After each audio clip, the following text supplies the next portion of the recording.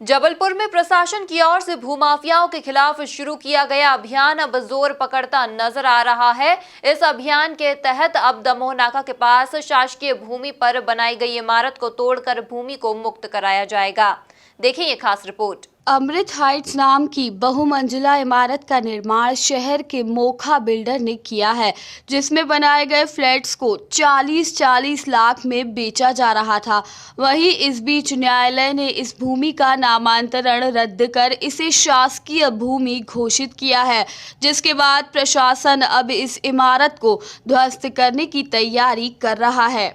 अभी माननीय मुख्यमंत्री जी के निर्देशन में और हमारे जबलपुर जिले में श्री करमवीर शर्मा हमारे कलेक्टर साहब के निर्देशन में हम लोग कठोर कार्रवाइयाँ माफिया के खिलाफ कर रहे हैं। एक नामांतरण का मामला 10 साल से पेंडिंग था, नरेंद्र विश्वकर्मा के नाम का मामला है ये, और उस पर एक बिल्डर मोखा जी के उसमें कॉम्बिनेशन में एक बिल्डिंग बनी, इसका नाम अमृत हाइट है। ये बिल्डिंग लगभग 70-80 करोड़ की मानी जा रही है और इस पर 40 लाख रुपये में फ्लैट बेचते जा रहे हैं, जबकि पूर्ण ज़मीन 30,000 स्क्वायर फीट सरकारी थी और इसकी report divisional land record commissioner के द्वारा माननीय सिविल कोर्ट में भी दी गई है कि हाँ ज़मीन का सीमांकन किया गया है और ज़मीन जहाँ पे काबिज है ये बिल्डिंग वो सरकारी में है। तो नामांतरण 10 साल के बाद निरस्त हो चुका है और ज़मीन शासकीय घोषित है, उनको पहले से मालूम था। तो इस पर कार्यक्रम ये पूरा बिल्डिंग का निर्माण होना ही नहीं था, ये जनता के पैसे का दुरुपयोग है और ये पूरा मामला ऐसा है कि भविष्य में इसको टूटना निश्चित है। नगर निगम ने जो नक्शा स्वीकृत किया तत्कालीन रिकॉर्ड के आधार पर किया। यह सही है कि रिकॉर्ड में नरेंद्र विश्वकर्मा का नाम है, उस आधार पर किया, लेकिन ये बात भी सही है कि नरेंद्र विश्वकर्मा जी को मालूम था कि 2010 के नामांतरण को रिव्यू में ले लिया गया है।